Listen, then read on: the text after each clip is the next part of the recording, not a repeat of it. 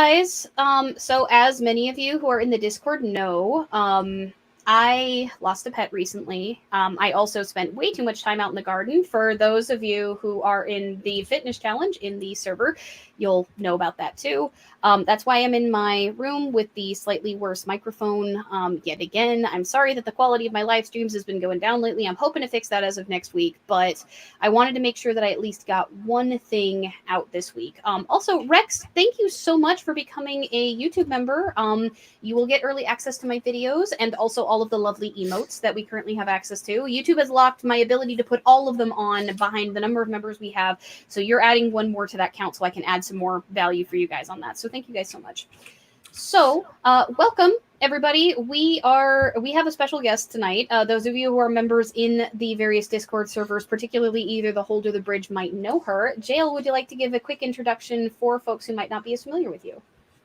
Hi, I am Jal. I'm sure you all know my voice since I am a talker. I am a mod over in Ocean's Hold, but I also do a lot of art, and some of you may have seen the art that I've been recently doing for Wolf and his merchandise. But also, outside of being an artist, I am a blogger, and I am starting to work on a blog on different topics within paganism in general. But yeah, that's pretty much all there really is to say about me. I talk a lot in the different Discords, and I'm sure you've all seen me around in some capacity. You get into all kinds of fights on Twitter. I mean, I feel like that's where we got to know each other initially. Fights on, seeing each other as allies in fights on Twitter. Yep. So we have super chats already. You guys are so generous. Thank you so much. Ikeda Kubi says, I'm sorry for your loss. $10 super chat. Thank you so much. And Staniel says, the live streams are fine, you silly goose. You know what, Staniel? I love you to death, but come on. Like, I can hold higher standards for myself. Ikeda was kind enough to get me a better sound setup. My edited videos sound amazing. In the last, 4 live streams, I have had to be in my room on my bed because my legs hurt like fuck because I don't know how to stop myself from going out and working in my garden far too long. Also, apologies if you guys hear barking and stuff. Jail's dog has been doing that. Yeah. Yeah, of course, that would be the one moment he decides to say hello to the neighbors out the door. So we have a heck of a topic tonight. This is something that John Burton super chat that $4.99 says, do you have a Twitch? I do actually have a Twitch. I don't use it consistently, but I do gaming streams and just chatting streams on it from time to time. It's twitch.tv/AliakaiS. So same as my channel, but with an S on the end. So I do stream on Twitch from time to time. You'll see announcements in my Discord if you join it. Link is in the description when I decide to go live. It's very sporadic. It's basically my side thing for when I want to game and hang out with my fans. So in terms of, I guess, tonight's topic, this is something I'm actually very, very passionate about. And it's something that I haven't gotten around to talking about on the channel, mostly because, well, let's face it, most of the content that I do is going to be either very, very current events type politics, or it's going to be sort of allyship and pagan content. Because most of my stuff, for those of you who've watched a lot of my content, you know that I cover Christian weirdness, pagan stuff, and primarily Hellenist religious stuff and history. Like, that's the focus of my channel. But for those of you who know me outside of just the work that I do on the channel, who've gotten to know me in Discord and stuff, you'll know that I have a deep passion for crafting and garment making especially. Oh, thank you so much, Varians. Hey, you two, here's some stuff. So I'm going hard at this new class. Put in a word with Athena, will you? It's intense. Grumbles about military standards of teaching. EA Athena, EA Argane, and EA Palas, which I believe for military it would be EA Palas. Yes, I will be happy to toss a word to Athena during my prayers, though, of course, as you know, you can always approach her yourself. Tiralana with the $15 super chat. Holy crap, you guys are being so generous right off the bat. Thank you so much. I'm sorry for your loss. Salutations to Jail, but glad to be here and listen to some good ideas. Kind of need it tonight. Tiralana, you and I both, this is keeping my mind off of my own loss and one of my partners who also lost a family member fairly recently, in addition to those, like, that what's been going on. We just found out that one of my partners lost a family member as well. So I've got all of the things on my mind right now, and this is keeping my mind on something that I'm passionate and kind of excited about, but also a little bit angry about. So let's talk about Jail. Do you want to introduce to the audience what fast fashion is, because most people might not have heard the term outside of like garment making circles. Yeah, no, I'm happy to. Fast fashion is something that generally whenever you go to, say, a place like Walmart or any of these big department stores, what you're seeing is fast fashion, especially when it comes to, and not exclusive to, low price tags. You're going to be finding things that are done quickly, are done generally with not good ethical standards and really bad Gap, sustainability. Fashion Bug, Lane Bryant, Nordstrom. I would almost say just about any major brand that you've heard of, for the most part. If you can go to a small store that regularly has sales and cycles out their stuff, think also Forever 21, any store that has seasons, chances are you're dealing with fast fashion. Like the vast majority of it is that. Ikeda says social justice in Ergane. What's not to like about that? Oh, thank you so much, Ikeda. Yeah, one of the big things with fast fashion that's a big problem is these big box stores. They constantly are pushing the new trend. And in that, we're creating the system that's worse and worse and worse. I wouldn't say that as fast fashion cropped up that it was initially really exploitative, but it became that very quickly. And it's with this idea that, oh, well, we can make a lot of money by pushing out things quicker and by creating this market environment where you're always being proposed the new idea. Oh, I need this, I need that in order to fit in with the trends. And like, let's not even get into trends at first yet. Let's talk about the history of fast fashion a little bit. Like, how did this come about? Traditionally, as those of you might know, oftentimes, not every culture is like this. There are many cultures that are not, but often most cultures that dealt with textiles, it was often the purview, particularly for the vast majority of the home. Most people, especially women, but again, in some cultures you have knitting and such that were done by men. Primarily textiles, if you wore it, it was probably made by somebody in your household or somebody in a neighboring household. Only if you were very rich could you purchase clothes. Textile weaving especially was primarily a household occupation for women in most cultures. It was one of those things that was deeply identified with femininity, and I'm not arguing that this should still be the case by any means. I'm non-binary myself. This is not something that I think should be the purview of women. I'm just talking about how historically it was the purview of people who were identified as women by the vast majority of society. Because of this, clothing in older times either was very, very loose and easy to construct. Think the peploi or peplos of ancient Greece. These are like a gigantic sheet that's held up by pins at your at the shoulders and folded in a specific way to be a very loose-fitting garment. To for everything from that to the far more like in later times European style socks and stockings that were knitted for particular feet. Everything from knitting to textiles to sewing, which, you know, obviously looms and things have been a part of the vast majority of cultures for a very long time, or at least the vast majority of cultures in which we currently interact, those that don't primarily rely on like leathers and furs and things for clothing. But you also have knitting and crochet and other techniques like that that emerge within the last 1,000 years or so, or at least as far as we can find. Regardless, this was a home industry for the vast majority of history. This was something that one or like multiple, in the case of within the past 500 years of particularly American history, children of both sexes, or at least of children that were identified as men or as boys or girls, would both be required to learn how to knit up until a certain point, though children that were identified as girls would be forced to learn deeper into knitting and such, whereas children that were identified as boys moved on to other forms of education. But kids participated in this. The women of the household, new wives, were expected to participate in this. And so this was something that if you were wearing something, clothing was precious, it was rare, it was expensive to make. You probably, if you were like probably somebody in your house either spun the yarn or purchased it, they most likely, or the thread, and they most likely, any embellishments that were on it were probably added by somebody in your household. The clothing was made directly to fit your body by somebody that you know. It was very rare to buy clothing from another person through a good chunk of history unless you were very, very rich. And clothing was often mended and remade repeatedly, like darning and other forms of mending were extremely valuable skills. I think to add to that, one of the really important messages that I actually mentioned in a recent thing I did in the hold, it was a ritual and an art night that we had done, was that out of all the different art forms, textile art and the art of, using those textiles to make things like clothing is probably one of the oldest art forms from everything that we can find. And it's one of the art forms that really started making people have kind of more of an individual flair, so to speak, that they were able to kind of share who they were through what they made.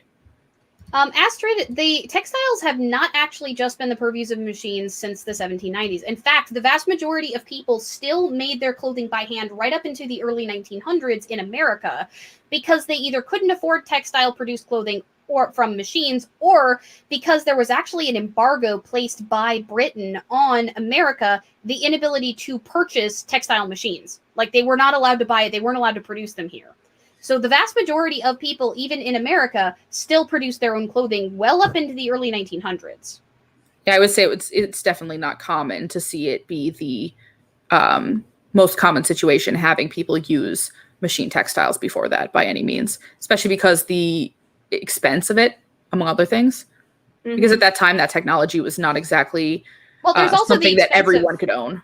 Well, there's also the expense of shipping it too. Oh yeah, 100%.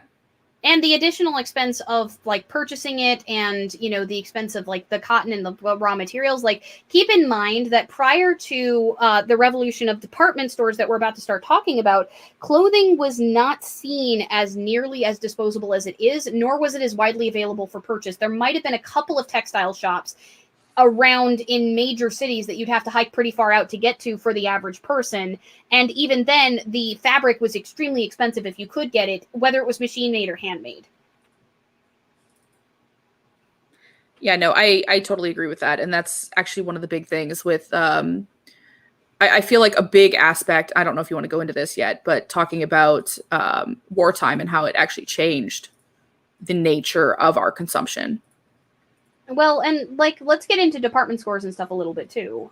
So one of the big things that started to shift this was that department stores, especially, I'm trying to remember the name of the first department store, but department stores started to proliferate as soon as they figured out that they could market made clothing, tailored clothing to the average consumer.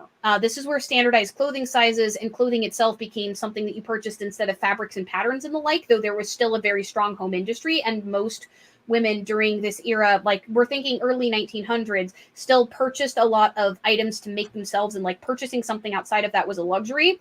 But often it started off with a lot of items would be made that had special embellishments or special handmade embroidery and things like that was significantly more attractive than something that you could probably make yourself for the average person. Hold on, I found the first department store. I want to see how to pronounce this really quick. Le Bon Marché? It was a French department store? The Bon Marché. Yeah. I can't speak French, so but it was the first department store in Paris. And it was a small shop in the 19th century. But that was, if we're going to talk about like the very beginnings of department stores, that would have been considered the first. Carpathia says Selfridge in the UK. But what happened was there was this idea that Paris was the height of fashion, and folks in other countries wanted to get their hands on that. And so a lot of these department stores would advertise that they had access to these Paris fashions, but they would contract with seamstresses and things that were local and produce them rapidly, which is where you started to see they figured out that if they marketed fashion as being in season and created seasonal clothing lines, they could sell more. This is also when credit became a lot more common. Well, it was also, if they're not actually purchasing from these designers in Paris and places like it, they were able to essentially make something and try and mimic it. And by doing so, end up making a lot more money off of it. So what you ended up getting was, over time, it became cheaper to have these things manufactured en masse in factories rather than with contracting with local seamstresses. Like they became chain stores, effectively. And that eventually, and this is where we're going to start to get into some of the darker stuff, especially as we get into wartime, it became an export and import situation because as time went on, it became more and more expensive to contract with people in the country, depending on, especially if you're talking about European or American countries. It became more and more expensive to actually pay a living wage. So things moved to countries where labor was cheaper. And the standards for quality went down in part as a result, because it became more of the speed of production than, and I'm not saying that it has anything to do with the fact that it was produced in another country. It's more the same profit motive that caused it to be produced in another country, where somebody's not getting paid very much, per sleeve. Like, we're getting paid like a penny per sleeve, as opposed to a certain amount per hour. The same profit motive caused a decrease in quality as well. For example, if you purchase a shirt at a store, what's, like, especially a long sleeve shirt, what is the first part of your shirt that wears out? It's going to be your hem sleeves, like your sleeve hems.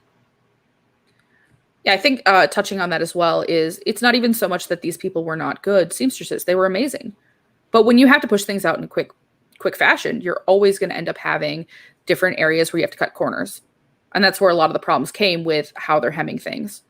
And as well as the types of materials that they're given to make the garments were slowly becoming less and less the standard and more low quality. Well, and especially when you started to see plastics and things like nylon introduced more and more into fabrics, you can get a very soft, silky shine from polyester, but polyester is literally plastic. Especially can I get a hand raise for bigger folks that would like to identify themselves in my audience? How many of you can wear a polyester shirt without feeling like you've just sweated your entire day's worth of sweat out of every inch of your skin underneath? Like, that stuff doesn't breathe, and it doesn't breathe because it's literally plastic. Yeah, there's basically no way for air to flow through it, is the biggest problem. Well, and you also started to see that fabric started to get thinner, and that seams started to get less efficient as time went on. Yeah, well, and that's a big part of why you see in museums all this clothing from times before now that stood the test of time in a way that our clothing just doesn't anymore. And it's a mix of all those reasons, between the seaming to the fabrics. Even when you're looking at designer brands, you often have similar problems. It's not exclusive to cheap clothing by any means. Okay, I just gotta highlight this. It breathes like I'm trying to breathe underwater. Yep, that pretty much sums it up. I feel this in my soul, dude.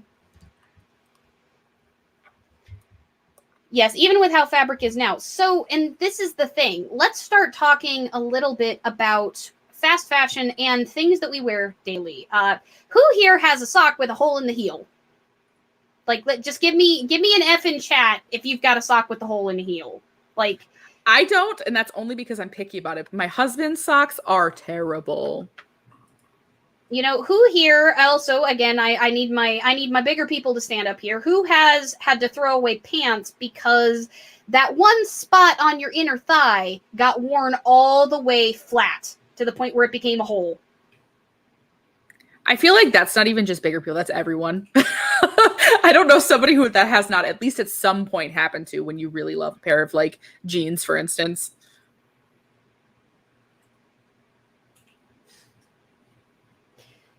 And then, of course, armpits of clothing, too. That's another area. All right, so here's another one.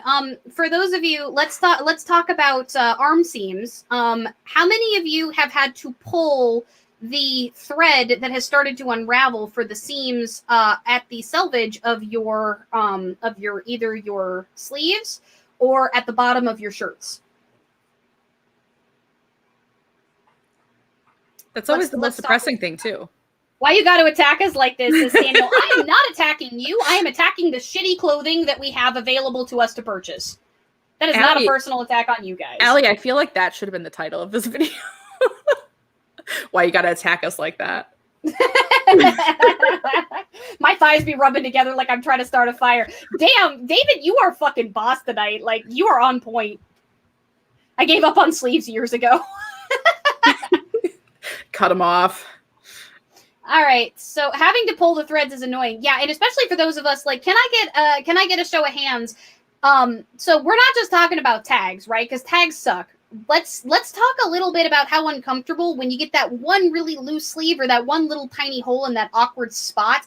How annoying is that thread? Feeling that against your freaking arm, but being scared to pull it out because the second you start pulling it out, that whole sleeve's coming out. Or noticing it in general, if you're OCD like me, just seeing it hanging there, trying to avoid, touching it. Are you diagnosed OCD? No, but please don't. I have anxiety. Please, I have please anxiety that causes that sometimes. Please don't use OCD if you're not diagnosed with it, like as a colloquial term. I'm actually going to be doing a video about that next week. Fair enough. No, my anxiety is like one of those things that I'll look at something and I obsess over it. It seems like you can't find quality anymore. That is not true, Akeda, and we'll be getting into that later. But like, what's something that all these things have in common? We are looking at either poor garment construction or poor quality materials, which is one of the things that I wanted to get into in this, because if you're dealing with fast fashion, even if you're, because somebody brought up thrift shops earlier, we'll get into those. A lot of what you're going to be able to buy in thrift shops is still fast fashion. So how do you figure out what quality clothing looks like so that you can take your money and make sure it's going into something that's going to last? So let's talk about, I know that this is one of your big passions. JL, let's talk about what to look for in a good quality fabric. Because those paper thin t-shirts you can get at Target aren't doing it for you. I think honestly a big thing is looking at the types of materials the garment's made out of, which you do see on tags. And for most companies, or when it comes to like if you're buying from a custom made person, like a person that's doing a custom made, say on Etsy or somewhere else, it's looking for the makeup of the actual materials. So when you're looking for materials, you obviously want to stay away from polyesters if at all possible. If you're looking for a really high quality garment, getting things that have the plastics are not going to breathe. And generally I find that the synthetic stuff like that, that's made out of plastics, doesn't tend to last as long. So that is things like nylon and like polyester. There's also cotton blends that tend to sometimes have plastics in them as well. They may not say there's plastic in them, but look for the percentage on the tags, and that's how you're going to find essentially how much of the percentage of that fabric is cotton. Trying to find something 100% cotton is probably what I would recommend the most, or things like linen. Looking for things that are closest to 100% is going to be better quality in terms of the fabric itself. And I mean, we're not just talking about the thickness of fibers either. We're also talking about the weave itself. For example, if you are looking at a fabric and if you look really closely, now I want anybody who is currently wearing just like a normal t-shirt who is in a comfortable place where you're not going to be like, showing off your upper parts to anybody who doesn't want to see them. Take off your sock or take a deep look at the shirt you're wearing or one that's nearby and look really, really closely at it. If it's made out of cotton or wool or any sort of things like that, you might actually see a bunch of tiny little V's in the fabric.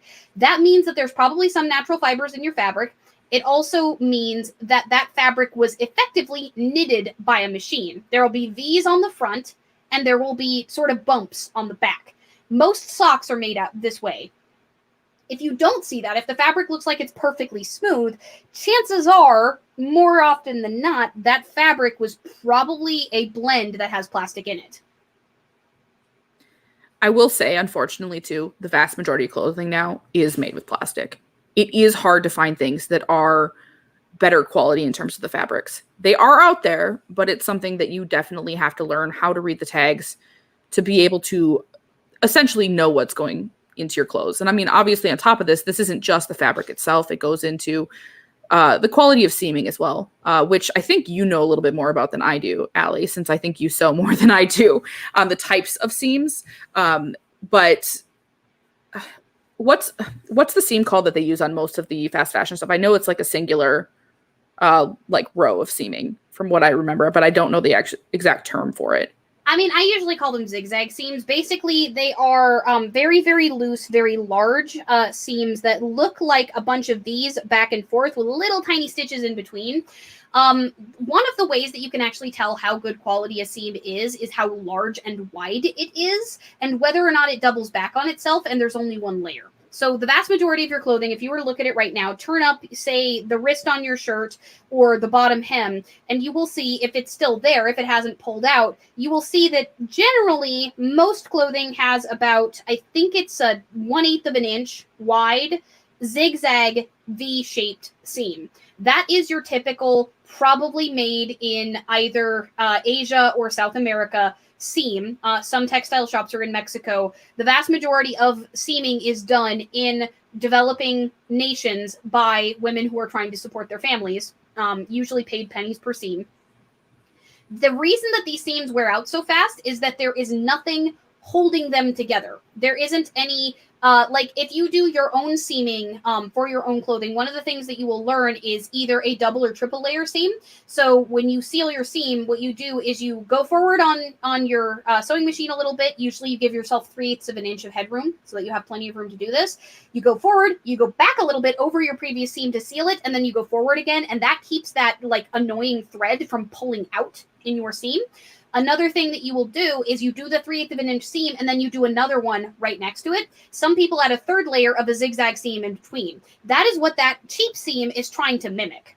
So a higher quality clothing item will generally have more than one layer of seaming, and you will also generally see that they will be narrower seams that will take longer, because those wider seams are done very, very quickly on a sewing machine at very high speed. Isn't it doing it that way too, kind of like considered locking it in place, so to speak? Mm-hmm. Yeah, at least that's what I've heard. Serging is what the actual name of it is, as the chat has pointed out. But generally, serged seams are not as firm as seams that you would do on a traditional sewing machine, because the stitches are wider and they're larger. But let's talk a little bit about socks, because actually socks are a big passion of mine because I'm a knitter. That I obsessively make them constantly. Anybody who looks at Organe chat or my Instagram has seen a million of them. Let's talk about why your socks wear out, because let's face it, most of us probably get the $20 20 packs where you're getting this really thin fabric. You might see the little V's in it even, but they're probably a lot smaller than your feet, and they're probably stretchy as hell, or they're bigger than your feet and they don't fit right. Let's talk a little bit about why that causes wear. Would you like to start talking about it, or do you want me to?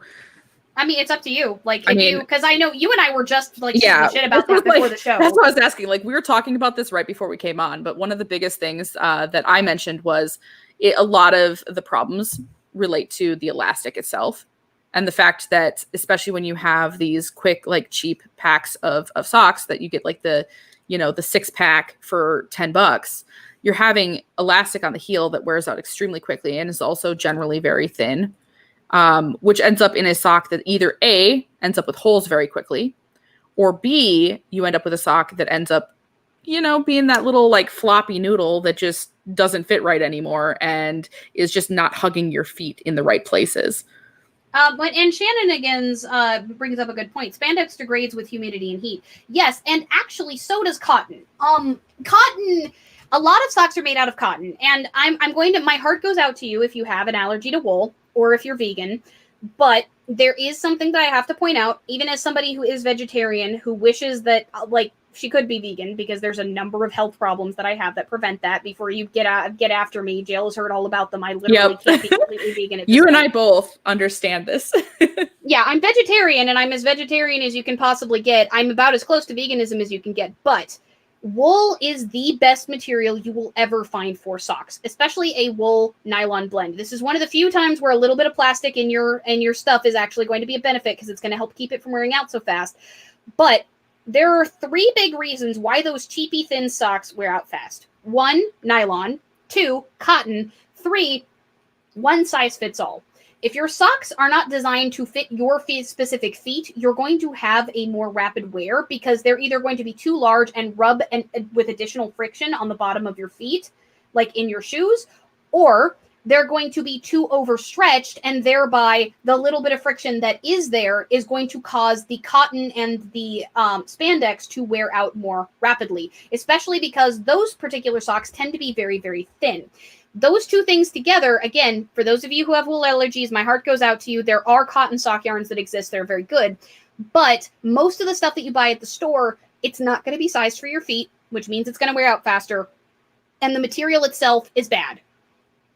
On top of that, a lot of those actually have seams at the heel instead of having heel grafting, which is how you would make it as a hand-knitted sock, where it's one entire piece. So there's an additional wear point in the heel, which is why I talked about heel holes to begin with. Yeah, because that's always where they form. Heel or toe is the biggest thing. When it comes to socks as well, I think another big thing is basically, how do I put this? So when you're talking about sizing, you'll see socks that are sized specifically for, say, for instance, if we're going to go with like the typical like femme sizing, it's what, 8 to 10. They'll give you like that size range based on like your shoe size. But what people don't understand is even shoes. If you want a good pair of shoes that fits your feet appropriately, you want to go to a store where they can fit you based on your feet. It's unfortunately far more expensive, but you're getting a shoe that's going to last you better and it's going to work better for your feet. And especially if you have wide feet. Yep. Well, and even if you have feet problems in general, going to somebody who can fit you appropriately, you're going to have something that's going to cushion your arch better, and you're going to have less feet problems. So Kikyo says wool sock is more for the winter. No, that is not actually the case. Wool socks breathe extraordinarily well if you construct them properly. You can actually make wool socks that are very, very cooling on your feet and can whisk away the moisture during the summer. The thing is, you're thinking of wool thermal socks. If you learn how to knit, which we're going to be talking about hand constructing your own garments later, if you learn how to knit, you'll actually learn very quickly that not all socks are created equal, especially if you learn how to do special patterning and things. Again, you guys have probably seen some of the stuff that I make. Some of those things are going to be really insulating. Some of those things are actually going to breathe really, really well. It really depends on the techniques you use to construct those socks. I don't know if this is accurate because I have not actually made socks yet myself, but I'm guessing that has a lot to do with the types of patterns in terms of, like, if you were going to do a lace pattern, you're going to have actual air holes in places where you're not going to necessarily have that with something that's just like a straight, close knit all the way through. Well, and there's also like cabling and layering patterns, like even cable patterns, certain cable patterns will create breathing space, whereas some of them will create a much more dense layered fabric that's going to trap heat better. Like you saw the thermal socks I made and how different they look from the honeycomb socks that I'm working on right now. Those honeycomb socks are going to be significantly less warm than those thermal socks that I constructed with a different pattern. Different kinds of stitch work also allows you a different customization of look for various kinds of socks. And, well, let's face it, one of the best parts about being a knitter is sock yarn is fucking gorgeous. Like, you can make way, way prettier stuff. Also, everybody, Allie has a sock yarn addiction. I have if you're not already aware. I have a problem, okay? And my problem is that I discovered a website that literally only sells sock yarn, and now I just don't know where my wallet went. I'm pretty sure that it, like, ejected itself from my house due to abuse. I feel like that's common once you find like a really good place to buy your yarn from, and it's just so nice getting the new ones and the new colors and everything else, and then trying to figure out what project do I want to make with this one. Well, in Sun Gardener, if you have time, learning how to knit socks is relatively not that difficult and can save you a lot of money on purchasing those more expensive, higher quality socks that are going to last a lot longer. And again, you can also get cotton sock yarns and other things if you have an allergy to wool or if you find it scratchy or anything else. But talking about socks, talking about fast fashion things, fast fashion is a double-edged sword. Because we talked about how it became a lot more popularized because in part, it sort of democratized fashion a little bit so that the average person is more likely to be able to afford more things to wear. In antiquity, you might have 4 or 5 outfits if you were lucky. If that, and they were regularly repaired, and it was a lot of effort to make a new one, new pairs of socks and things. I've already done a live stream on like how socks and stuff were knitted by hand in America, especially how like sock knitting basically saved the Revolutionary War from failing. We talked about that at length. If you guys haven't seen that, you can go back into my old videos. The live stream on the Knitters Boston Tea Party you've never heard of. I talked a lot about that and the Revolutionary War especially. But the thing is, with fast fashion, a lot more people were able to express themselves with a lot more style because there was a lot more that was accessible, but it also created all the problems that we talked about. So I'm not saying fast fashion is 100% the worst thing on the planet and that you should feel guilty for having access to it. Fast fashion revolutionized the way that clothing was looked at. It became both more disposable, but also more accessible. And those two things, they seemingly balance out the scale. The issue, though, is if you saw the thumbnail for this video, you'll also know that there's a massive environmental cost to that. And so even though we all have to participate in this, like in this system, because the vast majority of clothing that you might have access to that you didn't make yourself is going to be of this kind. God damn it, Akeda. Akeda $5 super chat is enabling me with sock yarn. Well, we all know the enabler in this chat now. So, like, looking back at sort of what fast fashion has done, the vast majority of us are not, like, we don't have enough money to make everything that we wear, as admirable as the thing that we want. That's just, it's a fact. And not all of us even have the time to even consider making things that we wear. But that doesn't mean that the fast fashion problem, that doesn't mean that there's nothing you can do about it. There's actually a number of skills that the way that we used to look at clothing, we can pick those skills up and help extend the lives of higher quality, which we talked a little bit about how to identify a higher quality fabric, how to identify like higher quality materials for fabrics, things like natural fibers, things like the fiber's thickness, things like whether or not it's a knitted fabric, like a machine knitted fabric versus a plastic, more processed fabric. So, you know, like another example is your t-shirt printed on, or is the pattern in the fabric itself? Is it dyed in, or is it a printed on pattern? Those printed on patterns are going to wear out a lot faster, as many of you who's ever bought branded items know. Versus something like a sweater where the like pattern is woven into the fabric itself, that's going to last a lot longer, and it's also going to be in this style a lot longer, because if you stop liking a brand, you might not want to wear that shirt ever again, versus like a cabled sweater or a lacy t-shirt, or, you know, something even a little more plain might last a little bit longer. So let's talk a bit about some of the things that you can do, even if you still, like, if you can't afford to buy higher quality clothing from higher quality brands. I was going to say, to touch on something you had said earlier when you were asking people to raise their hands, since this will lead right into that. Who here has ever had a sweater that they loved, and one of the little areas of the knit all of a sudden just buckles and comes like out, and you don't know how to fix it? Let's get a show of G if you've never experienced that, H if you have.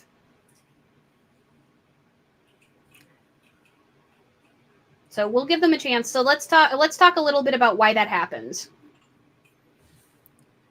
Well, you do more knitting than I do. I actually haven't worked on garments themselves, but I mean, it can be anything, like, at least from my experience and what's happened to me.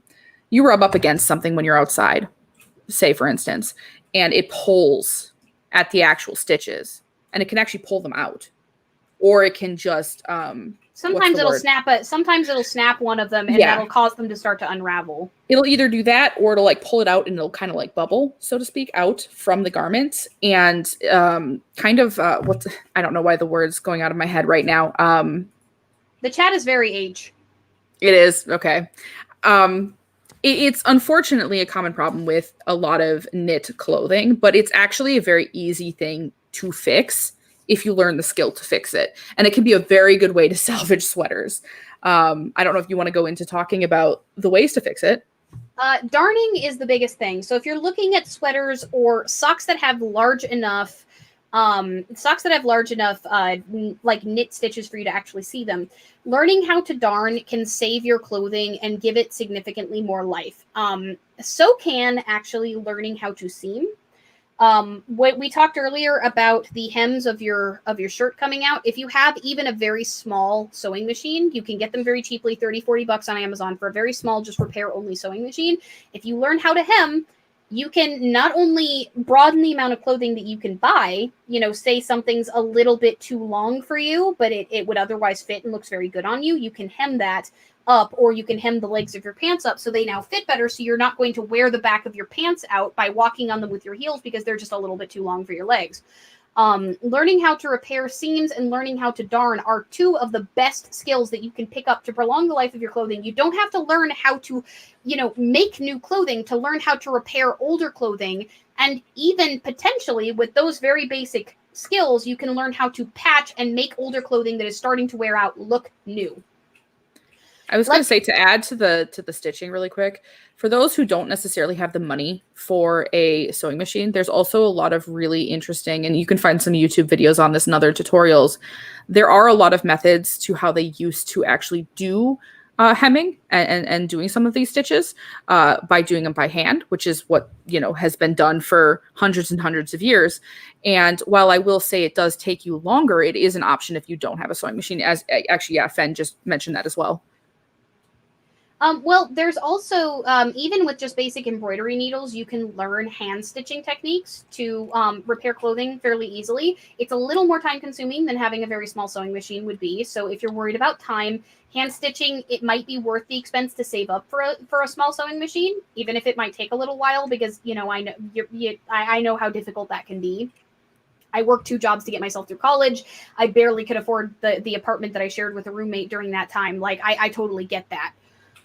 But there are hand sewing techniques that you can do. And actually, if you learn how to do them, you can transition that into a skill for embroidery to help freshen up old clothes. A plain t-shirt can get an embroidered design on it that will then refresh it to make it look brand new.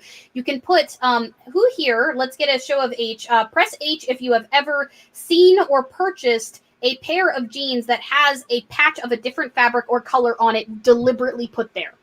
Or conversely, a patch or a, like, the front of the legs look deliberately washed out, or the bottoms of the cuffs look deliberately frayed. Like, again, either seen or purchased these. Because the thing is, when your clothes actually wear out, you can learn the techniques to do that in such a way that you still protect the fabric from wearing out, and you can refresh older clothing. And from what I understand, you're a bit of an ace when it comes to the patching. Yes, patching is really, really fun. You can actually take, I have taken older t-shirts and used them as patches on jeans to make the jeans look completely original. I mean, I'm assuming, and I correct me if I'm wrong here, Allie, but that would probably also go for the types of like the holes on knee kind of look that you buy in stores a lot lately that has been really common for like trendy jeans. Mm-hmm. Well, and the thing is one of the reasons why those don't continue to wear as quickly is that you learn how to seam on the edges of where that wear happens. So now it becomes a style instead of just wear. Yeah.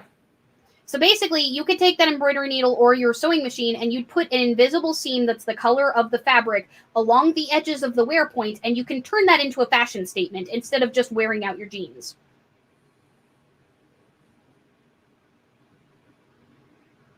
Another really, really fun one is I actually, if you learn how to sew, this is now we're getting into, hey, let's pick up a hobby territory. There are eco patterns that you can get from certain fabric companies. The ones that I used to get were from, which one? It was Berta, I think, was the one who used to sell them. They were called eco-friendly. But there was one that I had that was I had this skirt that I loved so much. It had this beautiful fabric. I've got pictures of the purse that I made out of it. I found a pattern for how to make a purse out of a pair of older jeans, where it used fabric from places that were less likely to be wear points. So you could take an older pair of jeans, and I gave my old skirt new life by turning it into a purse that I then used for the next 5 years. The inside was actually an older inner liner or an older outer liner for a shower curtain, so like a cotton basic fabric. To touch on what you're saying with that too, because we were talking about this earlier, I think, well, first of all, I was actually going to ask you, I've never actually used the eco patterns before myself, but is it kind of similar in some ways to like the no waste sort of stuff you see in some smaller custom shops that do no waste patterns? Or is it just kind of like giving more life to something that you've had and you want to like change into something new? Well, and there's, again, a number of ways that you can do this, but one of the other really cool things that my grandma used to do, my grandma actually used to take old t-shirts, old sheets and things, and especially if you have an old blanket, like let's say a comforter, that has a hole in it, so like the stuffing is starting to come out, or an old pillow that has, something like that. My grandma used to actually take those older pillows and use them as pillow forms and create new outer cases for the pillows and put the old pillow in them and seal the cases so that you could still wash the pillow as whole as though it were. But she also used to take the older blankets and she would take old t-shirts and other things and cut squares or patches of different shapes and make scrap quilts.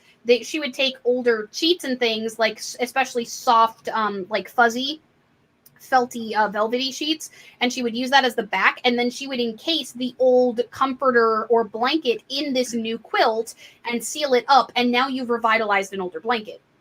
So old t-shirts and things can be used for that.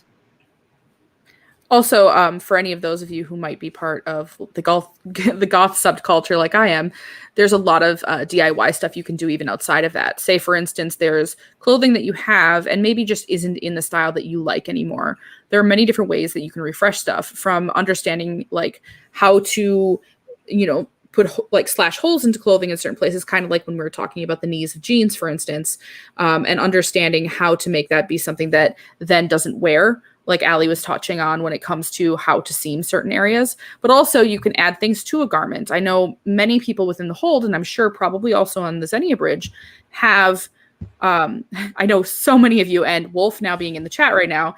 I was about to say, we've got a Wolf the Red haunting the chat. Oh, woo, hi, Wolf.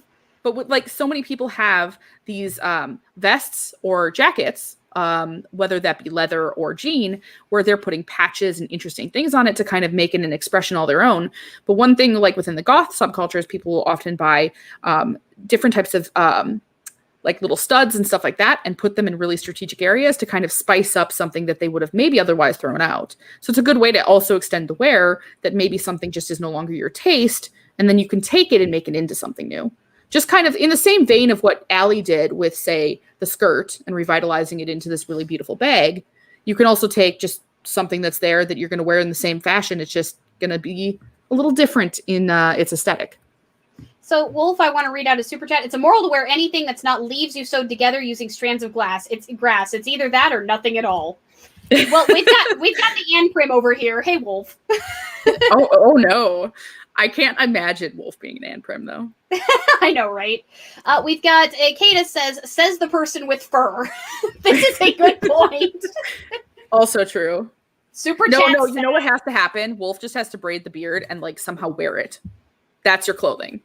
Wolf could probably spin his beard hairs are long enough and tough enough. Like he could probably spin them into his own wool. I mean, I think it's only going to be enough for maybe a belt, but I think so. You know what? If you were diligent and you kept gathering it every time it shed, man, enough. Eventually. Oh no! This is now life goals. Allie, do you know that some people do that with their cat's hair? Yeah, actually, I have a friend whose dog actually produces wool, and they actually collect the wool off of their dog. I mean, I have a German Shepherd. He sheds year long, so we could. Although he doesn't have an undercoat, to be fair. So yeah, no, this person's dog is a half wolf dog, and so like that person's dog like sheds all the time and can actually like they can spin the it's like the hair thick into fluff, right? Yeah, it's the thick undercoat that you have to like brush out, but you could easily collect enough to actually make a full skein of yarn. So you don't need to spin your own stuff though. Yarn is actually far more affordable than you think, and not just the cheap plastic stuff you can get at Joann Fabrics. Online, if you want to learn knitting or crochet, which I highly recommend picking up knitting or crochet as a starting craft, in part because knitting and crochet can teach you a lot about garment construction, so that when you start sewing, if you decide to do that later, you have learned by literally constructing the shapes of your garments that you need from scratch how fabric works. Because knitted fabric, most fabric is a miniaturized, very tiny thread woven version of knitted fabric. There's some of it that is woven textile style, like particularly linen, but the majority of woven fabric actually is done by machine knitting. So what's the difference between the linen textile, if you know like the more in depth on that? Because I know the process is a little different, but I know that linen tends to breathe better than a lot of other fabrics. It's why a lot of times you see it promoted as a summer type garment. But I'm curious if you know anything more in depth on that, Allie, like why there's the big difference in the way that they create it as a fabric.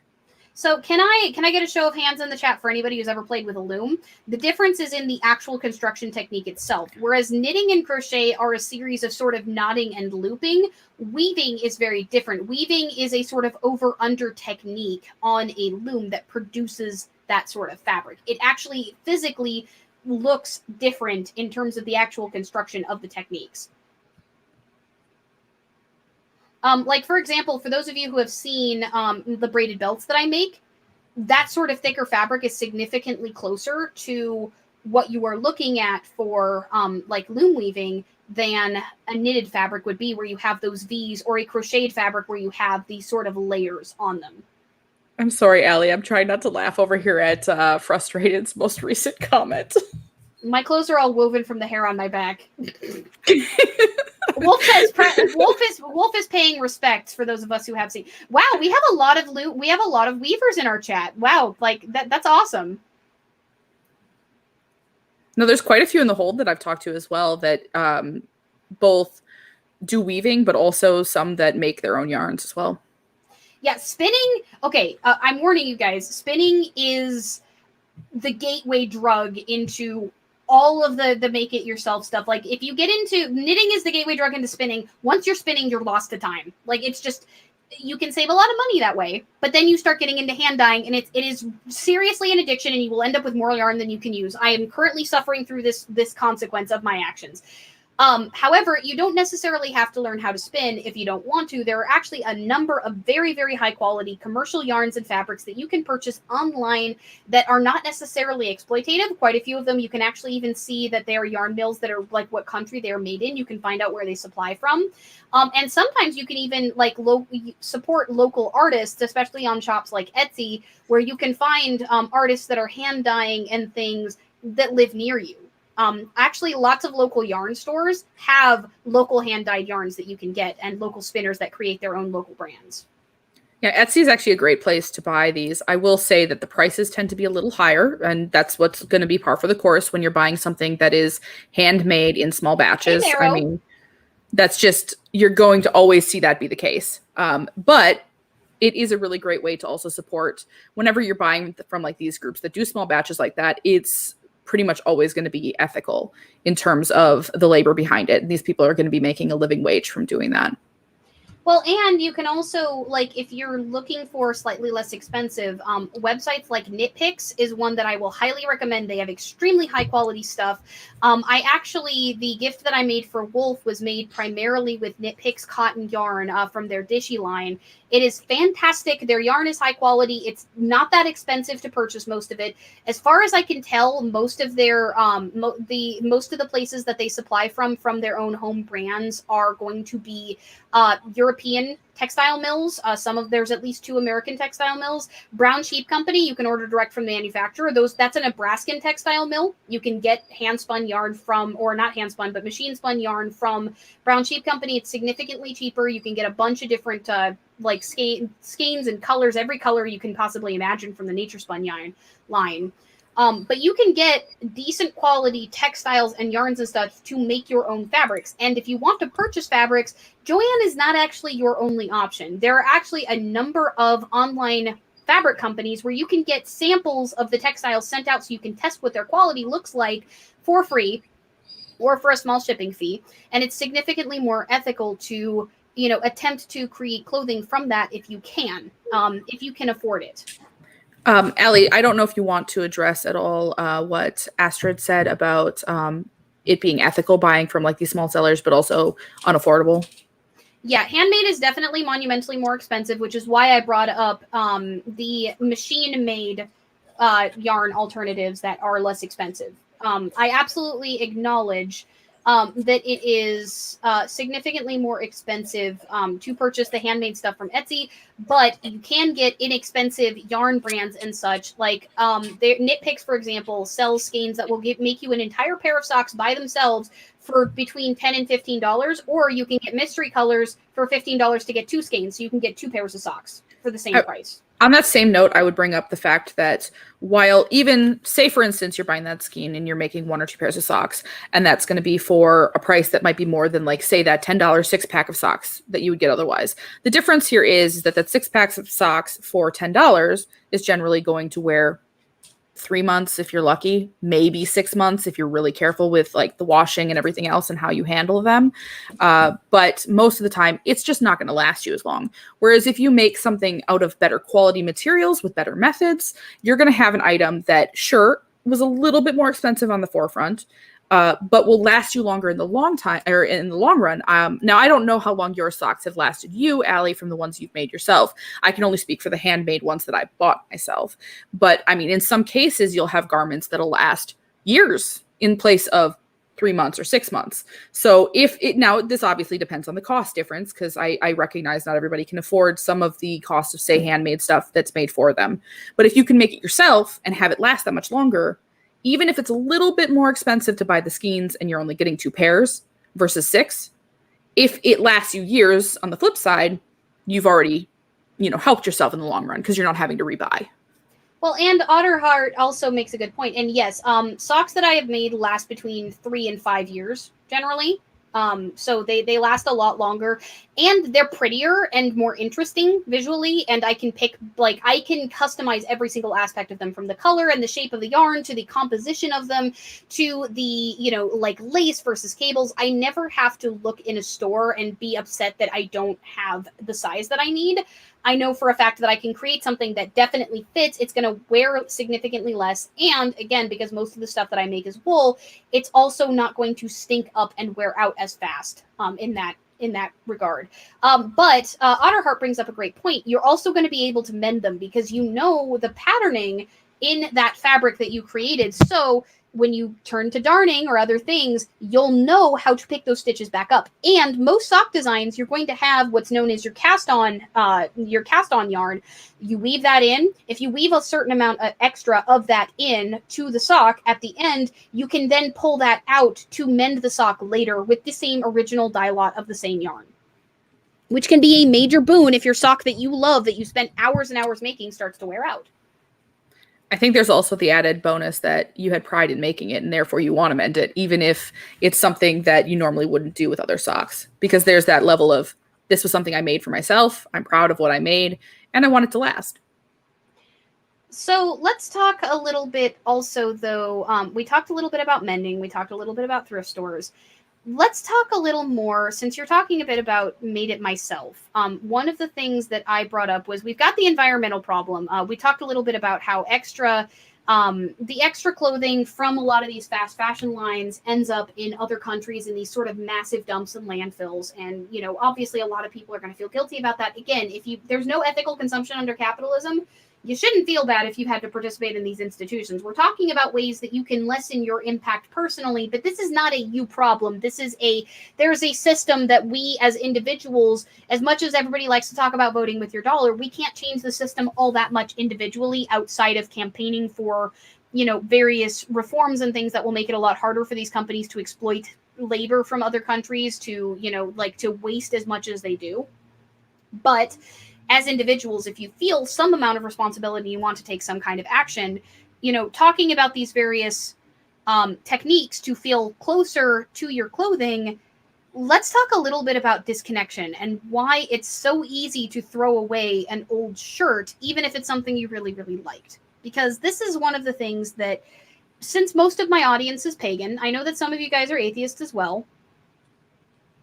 But when it comes to clothing, there's a strong element of self-expression in your clothing choices. And in older times, that clothing was made for your body, probably by somebody that you know, as we covered at the beginning. But now, not so much. And given how disposable clothing seems, even if you're not chasing trends, which, let's face it, most of the folks in our audience probably aren't, right? Most of us don't feel the urge to go buy every new piece of clothing. We might show up in a clothing store when we need to replace something.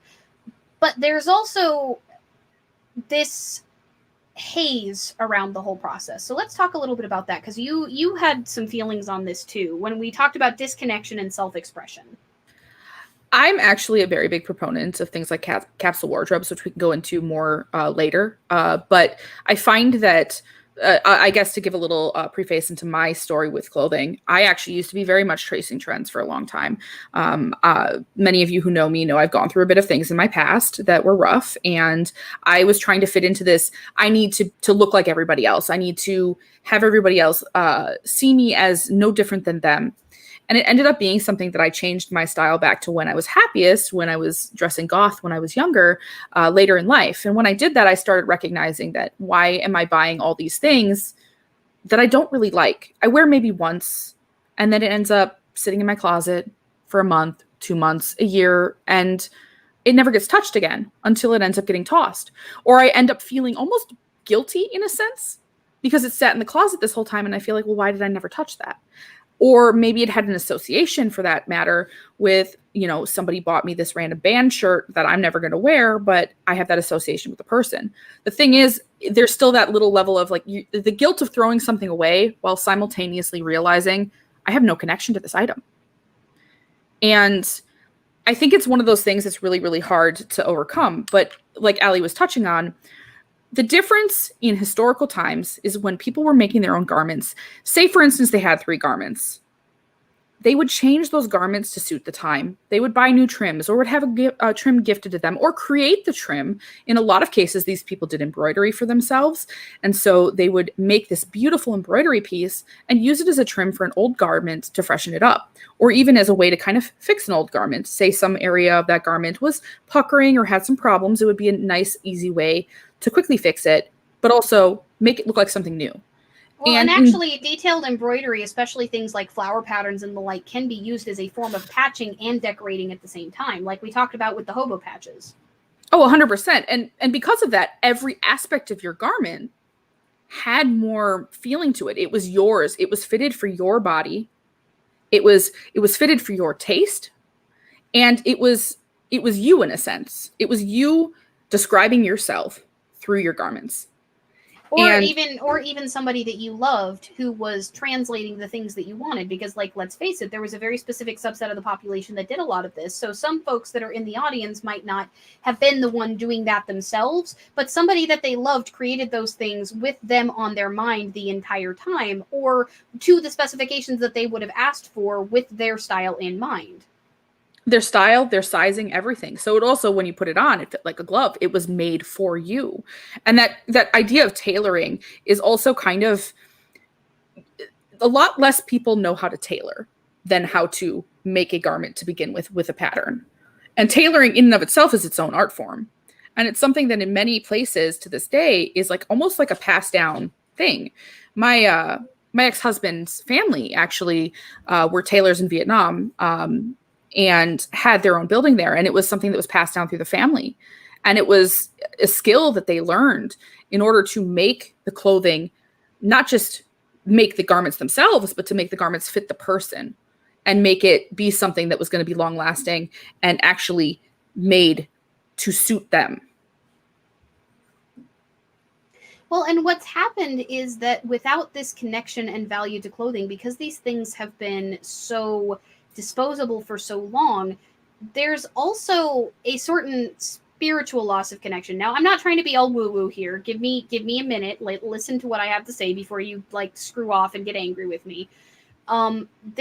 Like when you think about history, and I'm going to be doing a video if you guys want me to. Let me know in the comments after the video is over, after the live stream is over, if you want me to do this. But I've been thinking about doing a video on why weaving, especially weaving, knitting, etc., gets used so often, particularly in European mythology, talking about fate.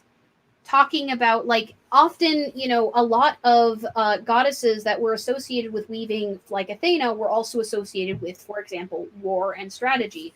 There is a connection that we feel to the process of weaving, to the process of taking thread and turning it into garments, and taking those garments and fashioning them to fit the people in your life. There's a connection to fabrics that might have been passed down in your family, things like wedding dresses for generations, that has been lost. And I'm not talking about the spiritual, there's some kind of energy to it. I'm talking about the weight and impact of the existence of these things.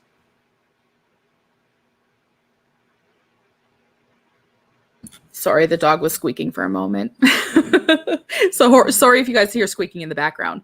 Allie and I actually were talking about this the other day when it came to things like when you mentioned the wedding dress, for instance. A lot of times it wasn't even just a matter of like some family members would pass down a wedding dress and other people would wear that wedding dress. But in a lot of cases too, they would make things out of it. Allie had mentioned, in some cases, maybe they'd make a pillow or some really cool, other items for their home in some fashion.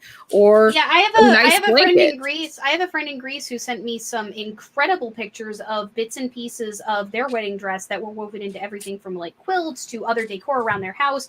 It's really incredible, and it reminded me a lot of what my grandma used to do with old T-shirts and things that were valuable. Well, and it's a way to pass it down, but still use it. Taking this thing that had a very, a very heartfelt meaning for a lot of the people that either had hands in it or for the person who wore it and the meaning behind it. and making it into something that could be passed down to the next generations and still be a usable item in some fashion, whether that be the dress as is or be something else that then you can continue to pass down as an item through the family. And a lot of times these things were also better made, so it lasts you.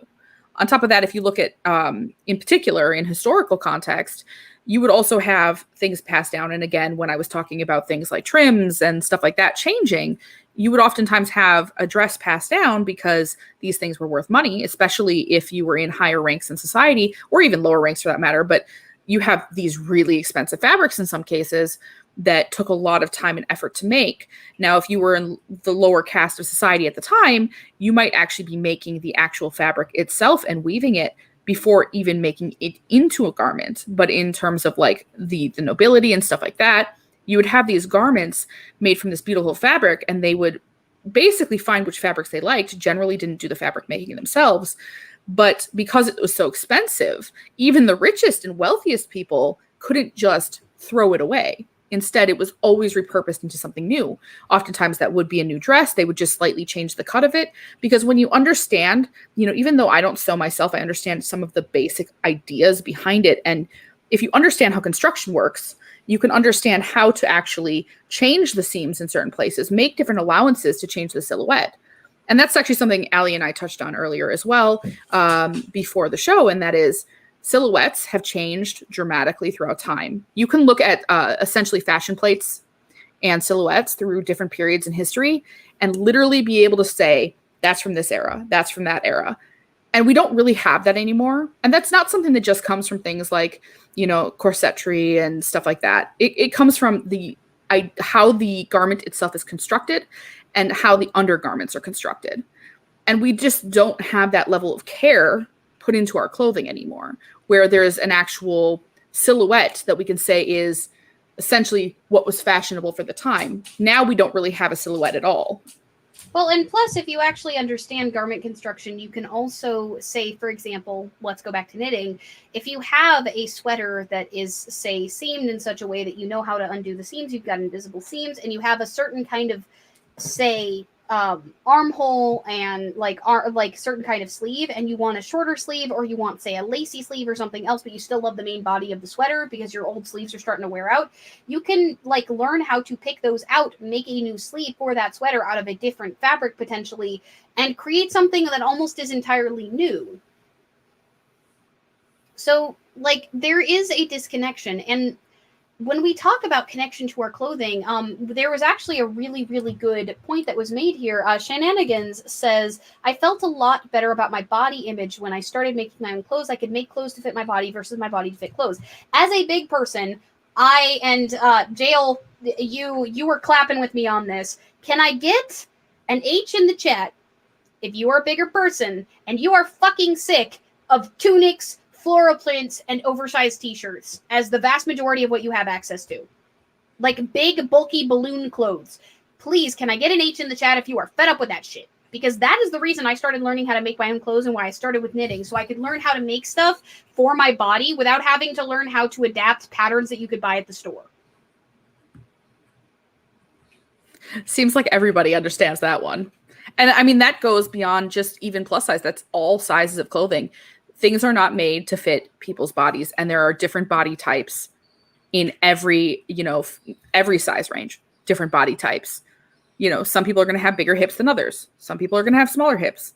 Some people are going to have a wider torso. But these particular knockers are going to be knocking to fucking together and against out of any shirt that I fucking put them in, unless I made it myself. I think, do you remember what joke you told me earlier? Because I think that really needs to be said. So I talked about, so this is a little bit of TMI. Like we're taking the boob train to Memory Land, everybody. If you're a channel member who's got access to those emotes, now's the time to show them off. So I was talking about problems with my boobs because as you all know, I'm gender fluid. Sometimes I'm agender, sometimes I'm femme. But even on femme days, I don't always like them because if I put my boobs in a really nice push-up bra or something like that, a good balconette is my favorite style. They look kind of nice. However, if you have anybody with boobs here that has them that's bigger than a D cup,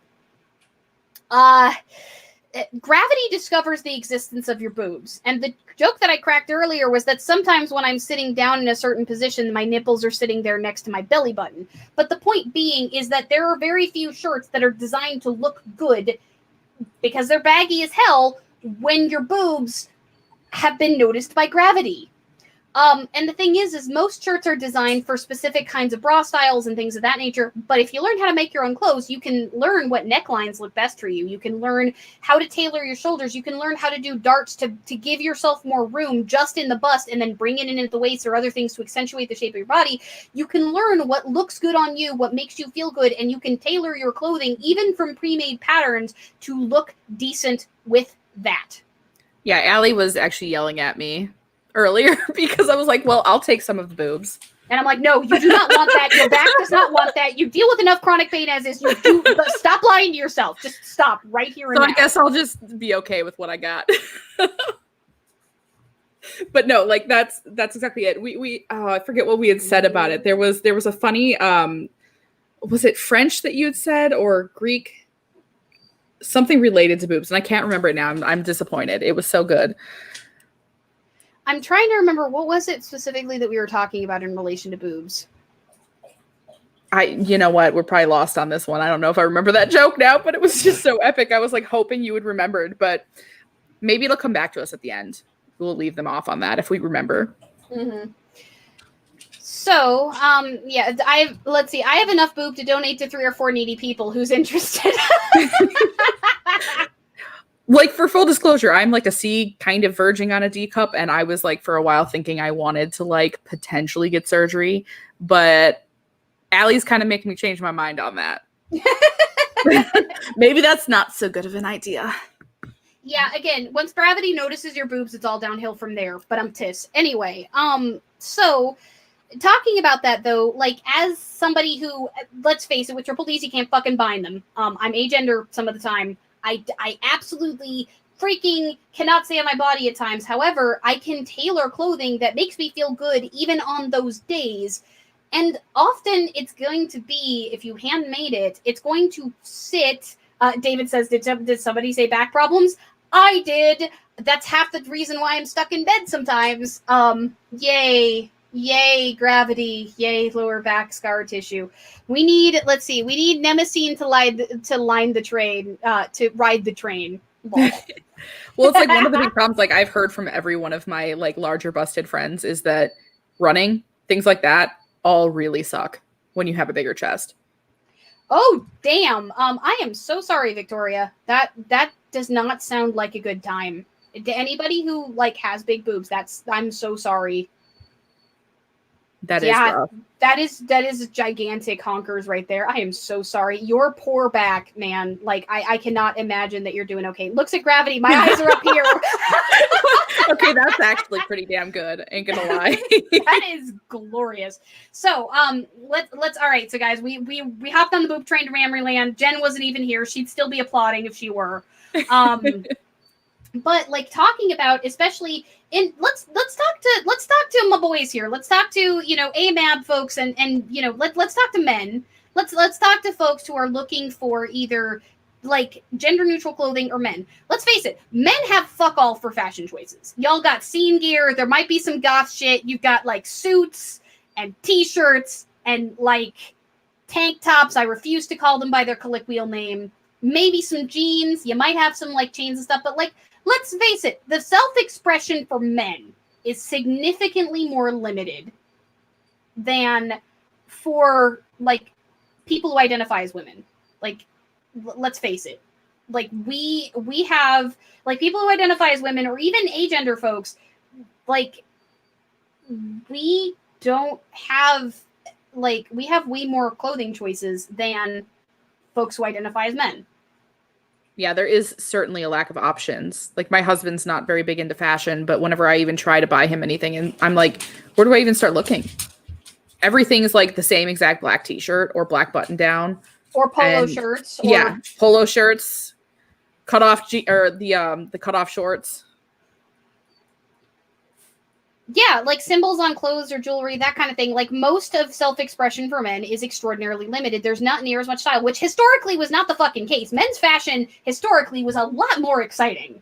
And Oh, honestly, 100%. like let's face it, I'm gonna reveal a little something about myself here, and this is probably TMI, but like, am I the only one who thinks that the twin-tailed petticoats of like the Depression era were hot as hell? Because holy shit, there's some old school style that like when I see people in a fucking top hat and like those old school like style freaking suits, like damn. No, I am so down for that myself. I feel that. And I actually I figure where was it?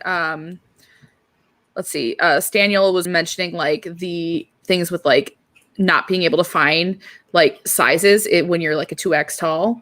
And that's another thing. Like there's already a woeful amount of plus size brands for women, let alone men. Men, it's far worse. Big and tall. You got big and tall is like the only one I know about. And actually, there's a good point in the chat.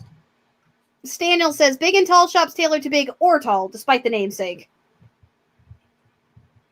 Okay, so it's not generally even both. It's just two separate sections, so to speak, I'm guessing is what you're trying to say there. Yeah, David goes, men wore high heels till the 1800s. That is actually true. So the thing is if you're talking about self-expression, though, embroidery and things, my dudes, y'all can benefit from this stuff just as much as we do. Oh, 100%. And you know, touching on that men wore heels, you know, for that long, I think a lot of this actually even goes into just gender expression in general. And the fact that we have so sternly started like making our clothes fit this binary idea, when honestly, if you're a man, you want to rock a skirt, rock a fucking skirt. Or a kilt. Like utility kilts are a whole ass fucking thing. I mean, like, honestly, I feel like there's a big issue with this idea that we're so strictly gendering clothing items when they don't need to be gendered. A V-neck on a man with like, okay, let's face it, let's talk about the 80s. A V-neck on a man with a vest over it is hot as hell. I'm down for that. Like, let's talk about that though, because you probably can't buy that stuff at the store, but if you learn how to make it, if you learn how clothing construction is, the sky's the fucking limit. But also, like, coming back to knitting, cabled sweaters are your fucking friend. Sweaters, vests, shirts. Like, people think of sweaters and socks as being most of what you can make for knitting. You can make incredibly detailed hats. You can make, you know, like tank tops and t-shirts and skirts and kilts and all kinds of really cool shit with knitting and crochet. Like, legit, you can make all kinds of really awesome patterns. And if you learn how garment construction works within knitting and crochet, like, you literally can make the exact shapes of the fabric that you need without ever having to cut it, learn how to seam it together, and you can make anything that you damn well please. You get so much more freedom with color and texture and self-expression. If you want to wear a shirt that has a line of hearts that's black and fucking pink and has a V-neck and a frilly lace freaking cuffs as a dude, if that rocks your goddamn socks, you can make that. You don't have to wait for somebody to make it for you. Honestly, on top of that too, I feel like there's in general. God damn it, Chess! Oh my no! Oh no! Also, Andre, that is iconic as heck. Well, and Reindeer Games brings up, I'm short for an AFAB person, but I'm muscular and what others call thick because I have thighs and jeans wear out on me fast. And you can reinforce that. If you make your own stuff, you can reinforce that. But however, and we haven't gotten to this yet, you can also take fast fashion clothes and learn how to reinforce them in key areas, like going over and double seaming by hand and other things to make your stuff last longer. Especially if you have something that you've bought fast fashion wise that you genuinely like and want it to stick around. Which I think is important because, you know, I don't know if I touched on this with you or somebody else, because I have had this conversation elsewhere recently. But for instance, actually, I think it was with Wolf, if I remember correctly. Finding jeans, for instance, that fit you and fit you well is so difficult if you're buying fast fashion. And there are certain items that are going to be harder for you to make yourself. So if you already have a pair of jeans that you really love, understanding how you can go about reinforcing those can be really, really helpful, especially because, as we all know, sizing is a whole problem in and of itself. Sizes are never accurate. I need to draw attention to the glory that is this image in everybody's minds. I'm just going to read it out. I went to prom in a purple and gold kilt, a black pinstripe vest, a purple pinstripe shirt, and a silver and white striped tie. That is the most personal expression I have ever heard in a single sentence, Daniel. That is glorious. Hell yeah. That sounds that would be really awesome to see, to be honest. And Meredith says, yeah, Mero says you can even add pockets. People were talking about thigh pads on the inner parts of your jeans. I talked earlier about repairing your hems, but if you really want to get technical, if you learn how to do basic hand seaming, you can actually seam through, like with a double seam, a reinforcement seam. You can seam through the shitty serging that gets done on fast fashion clothes. Now your sleeves are going to last twice as freaking long. You can because you just reinforce the seams that wear out the fastest, like under your arms and between your thighs. Essentially doing that, and correct me if I'm wrong, is kind of locking it in place, no different than you would do on a garment that is better made. You're just having to do that step yourself is all. Yep. Yeah. And the thing is again, if you have to participate in, the fast fashion world, if this is a thing that you do not have the money to not do, and again, there is no judgment if you don't, do not feel ashamed. It's the system that's fucked up, not you. You can still take steps to lessen your impact. You can take steps to preserve the things that you love. You can take steps to choose things that are going to last longer. And now, since we're at the hour and a half mark almost, let's talk about capsule wardrobes. Because this is one of your favorite bugaboos, and I'm going to let you go all the way off. Sounds good. Actually, I don't know what you linked in the description to the video at all. If you linked the I linked both the Global Green Family on capsule wardrobes. I also linked the Sustain Your Style. I'm going to go over my caveats about both of those articles. Okay, good. I wanted to make sure. So the Global Green Family advertises a brand. I'm not going to say that any brands advertised in any of those articles are good. I don't actually know the brands that I talked about earlier. There was no paid promotion. Those are just things that I've used. The sustainyourstyle.org website has a lot of fear mongering about chemicals, but most of the other information they have about why fast fashion is a problem is actually fairly accurate. Just don't buy into the overhype about all of there's chemicals in your stuff. No, there's actually, it's not nearly as big of a problem as some people are making it out to be. The Global Green Family talks about capsule wardrobes. It's a great overview, but they also advertise brands on there. I don't know if it was sponsored content. It's good info. You don't necessarily need to trust the brand recommendations in good info. Well, I also feel like the brands might not be right for you, even if they are good. That doesn't mean you can't check them out if you want, but that's not something that we're pushing. It's just the ideas on how to do it to begin with. It'll give you some more information. And the first article, like Allie said, the chemical thing is the area that's a little, I would take that with a grain of salt. But the rest of it has a lot of good graphics that at least can kind of give you some details if you maybe didn't know a lot about the sustainability problems or ethical problems surrounding the fashion industry. When it comes to capsule wardrobes, though, the reason why I really like this idea, and I've been working on it for myself for some time, is honestly, Astrid says everything is chemicals. I mean, yeah, just 100%. Pretty much. They're putting chemicals in the water to turn the friggin' frogs gay. Oh no. I'm sorry. I couldn't help myself. I'm sorry. Press F to pay respects for all of your sanity. I just reminded you that man exists. You didn't go far enough with the voice, though. We need to get there. They're putting chemicals in the water to turn the friggin' frogs gay. Anyway. Okay, there we go. That one deserves a clap. But anyway. Okay, so guys, that sound was Jail slapping me in the face, just so you know. No, I swear it was a clap. I wasn't slapping Allie. Of course you were. Stop lying. Stop lying. But I'd say I'd blink, to let you know that I'm not okay, but you can't see my face, so. Well, anyway, basically the reason why I'm so big into capsule wardrobes, I'll give you kind of an overview of what they are really quick. I broke Marrow.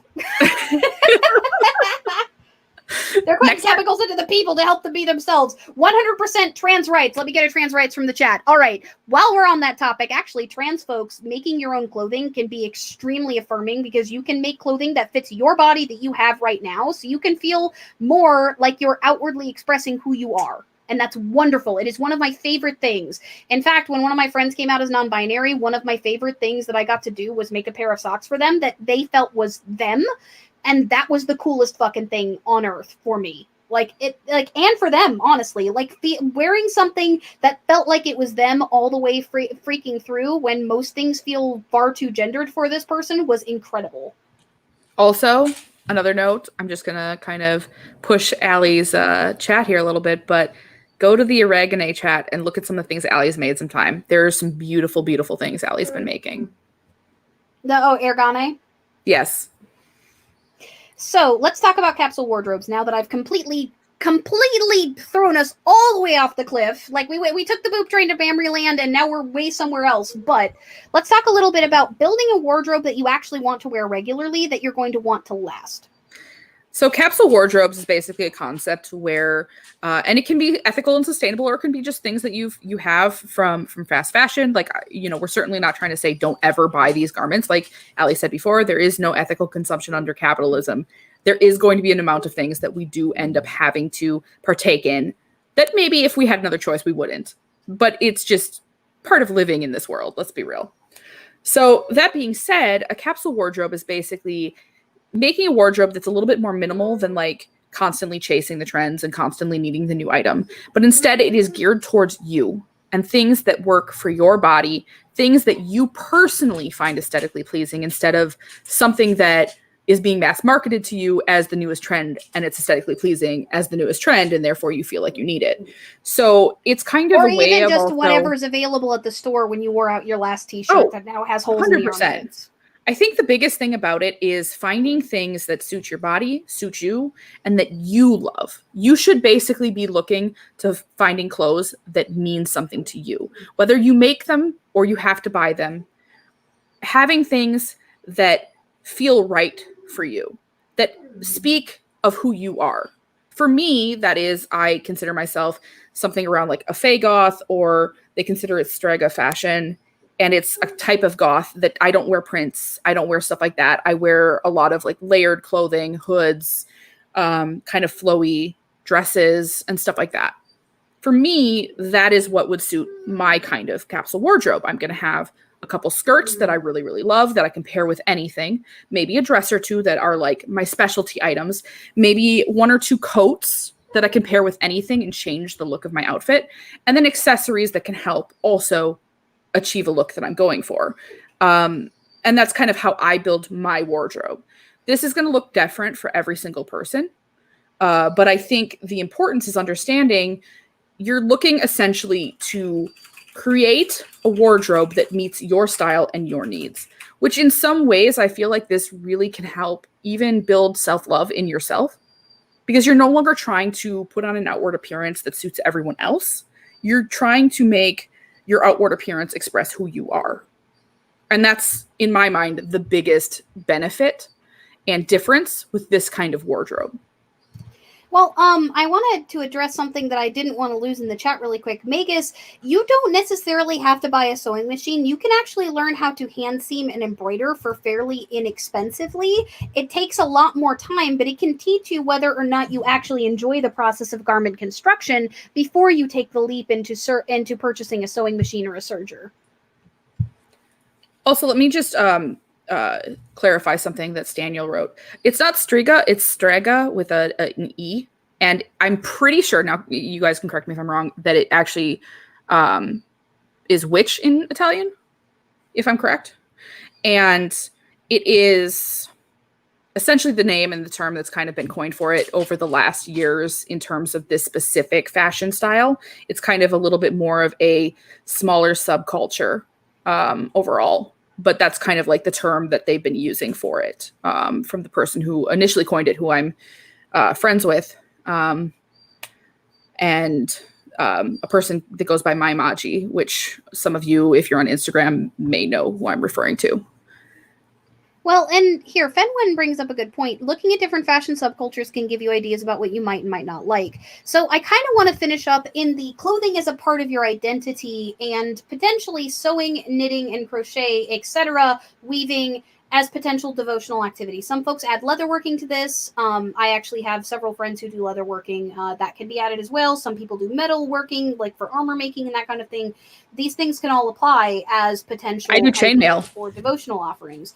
When you're talking about self-expression, one of the first and most important ways in which we think of ourselves and characterize ourselves is through our personal style and fashion choices. When you see somebody in baggy long jeans that go all the way past their ankles and their heels. Like, I'm talking about the big baggy jeans that you see in, like, say, old 80s movies, a huge baggy hoodie with longer hair and sort of leaning back with their hands in their pockets. What sort of image does that evoke for you? When you see somebody in all black with a spiked collar, long chains going down their pants, black shoes, maybe a wrist with spikes, a wristband or some kind of, like, bracelet with spikes on it, maybe a single earring. What kind of image does that evoke for you? Who is that person? What is that person saying about who they are versus somebody with a custom tailored suit who's also wearing a Rolex? Clothing is an identification of class. It's also an identification of you personally. Now imagine another person who's wearing a thick cabled sweater, a longer pair of what looks like slightly worn out jeans, and shoes that have scuff marks on the side of older leather. Who is that person? Thinking about who you are and how to express yourself with your clothing can help you build that capsule wardrobe, but it can also help you find ways to be responded to as who you are, whether you have issues with, dysphoria or not. Sorry, Roach was squeaking again. You guys might have heard it for a sec. I completely agree with I completely agree with Kirsten here. Modern clothing construction and fit absolutely is fucking terrible. Kirsten, did your degree actually include any sort of fitting for plus size bodies? Because I know that a lot of degrees don't. Unfortunately, I feel like that's also why a lot of times the designers in the industry always only plan for smaller body types. And it's why we don't ever see people modeling being plus size as often Kirsten, as they should. we actually went over why plastic fibers suck before. Like, that was the earlier part of the stream. We talked about that. So let's talk a little bit about capsule wardrobes and about starting to, if you want to get into constructing your own or repairing your own or seaming and reinforcing your own, or even going and purchasing higher quality clothing or purchasing lower quality clothing and trying to reinforce it as best you can, let's talk a little bit about self-expression as a devotional activity as well. Because garment construction itself, repair, or customization can become a part of your practice if you happen to be a pagan. So I actually wrote a ritual on the topic of art within basically honor and devotion recently, and led a ritual that I wrote as well, leading that. Wolf the Red actually has the ritual itself up on his channel. And it was basically revolving around not just obviously art as in garment making, but art in general, and garment making being one of those things. And I think one of the important things is, especially for those of you here who are pagan, is that not all of us have the spoons to go and do a huge drawn out ritual all the time. Sometimes that's just not in our purview for that time frame, that day, whatever. And one of the things that I think is really important is we can take into our praxis the idea of devoting our time and our efforts in doing a pursuit. In this case, it could be knitting or crocheting something to a deity who we want to worship or honor. I know, Allie, you've talked about this quite extensively with me behind the scenes. Yeah, I also did an entire video on votive offerings and also on devotional offerings, specifically in how they are historical. Devotional offerings, now the big key here, and I might be a little more formal than Jail is because I'm a Hellenist, but the way that I see it, the difference between a devotional offering and just doing your craft is the focus and the intent.